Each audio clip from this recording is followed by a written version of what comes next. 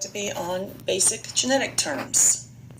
So you're going to be filling in the word that I tell you to fill in as we hit these blanks for each of these terms. First term actually has three names. You already know what a gene is.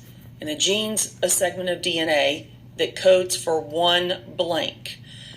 The blank, hopefully you remember, which macromolecule would that be? Is it protein or nucleic acids that DNA codes for? If you said proteins, you would be correct. So the word protein goes in this blank right here. Other common names for genes are traits or characteristics. So these are things that you might describe a new student to a friend that you're talking to at lunch.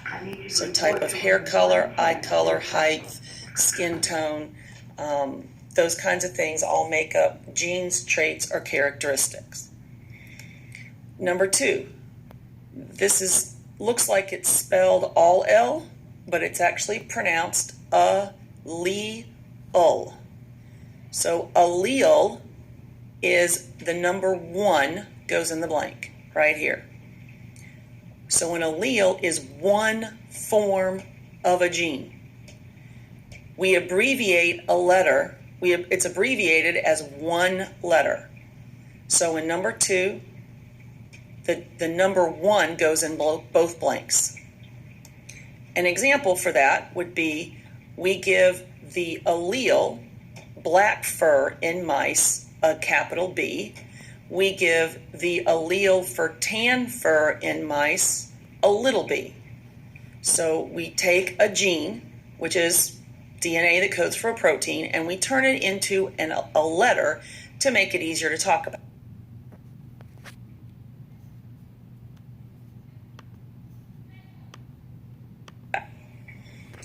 Term three, dominant allele. That is the stronger form of a gene. Gene goes right here in the first blank. So it's the stronger form of a gene. And in genetics, we abbreviate a dominant allele as a capital letter. So this second blank is the word capital.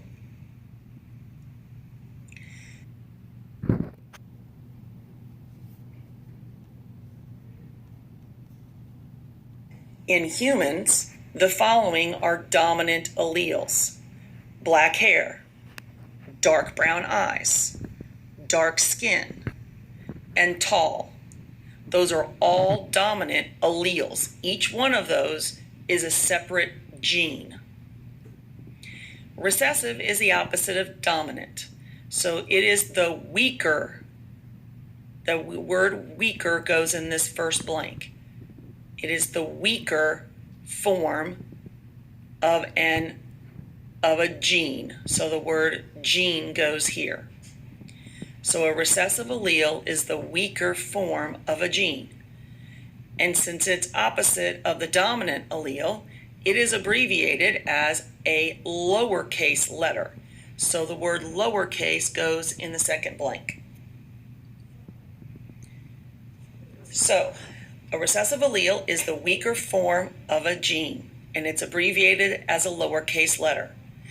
A good example are the opposite of the alleles that I gave you for dominant. So recessive alleles would be blonde hair, blue eyes, fair skin, and short.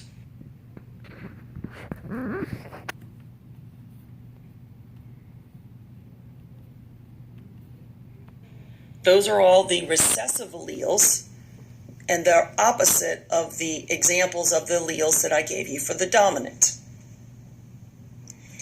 The word zygote is actually a repeat. You just had that on the last test.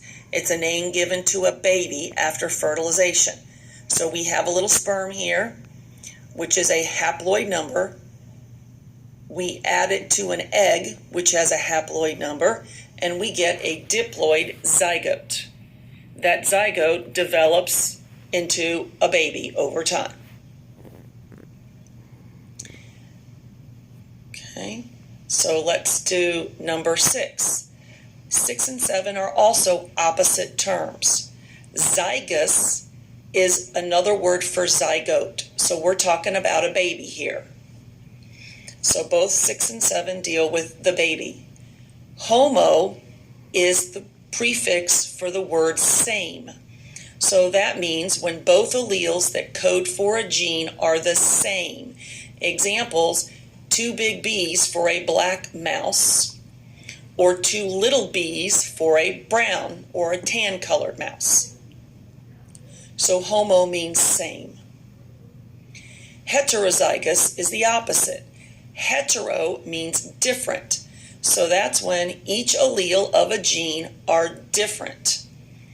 And if we look at our black mouse, there is such a thing as a black mouse that has one capital or dominant allele and one lowercase or recessive allele.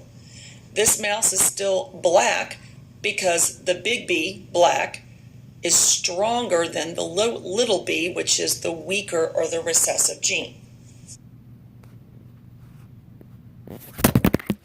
Jesus.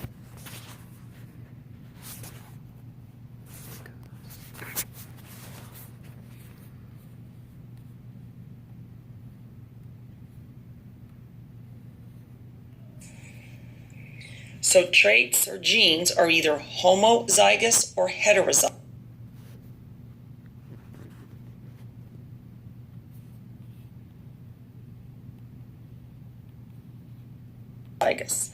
And zygous refers to the zygote, and we know that's a diploid number. So that means di is 2. So that means you have 2 letters for each gene, or 2 alleles for each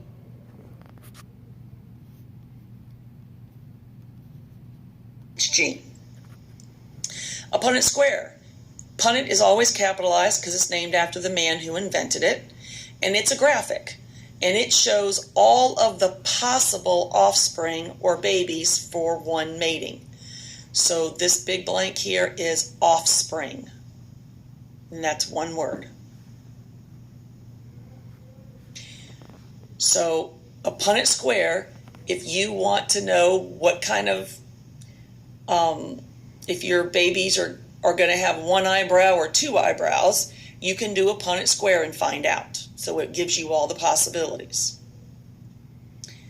The next 2 terms are also opposites. You have genotype and phenotype. Geno comes from the root word gene. And in genetics, we abbreviate genes as letters. So the genotype asks for the letters, is what goes in this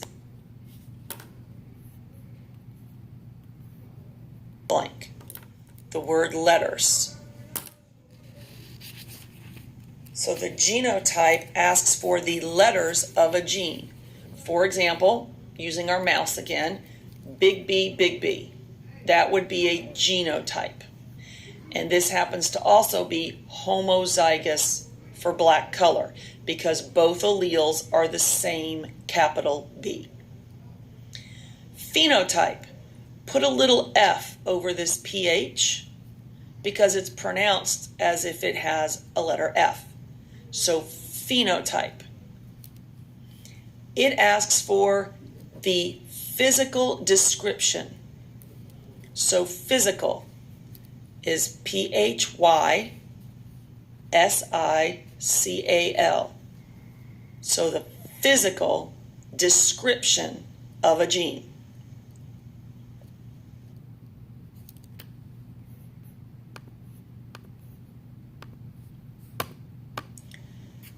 And that would be saying that a mouse has black fur. That's the physical description of what you get when you look at the mouse. What you can't see all the time is the genotype. The genotype are the actual alleles or letters of that mouse. So these are your basic genetics terms that you're going to use for the next 2 weeks. So it's important that you go ahead and memorize them.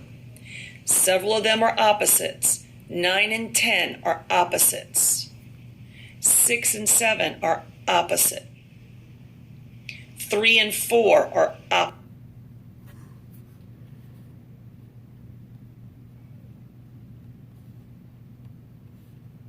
opposite. So there's 3 sets of opposites here. So one short way to remember that is to choose one of the opposites and remember it. And then the other word is the exact opposite.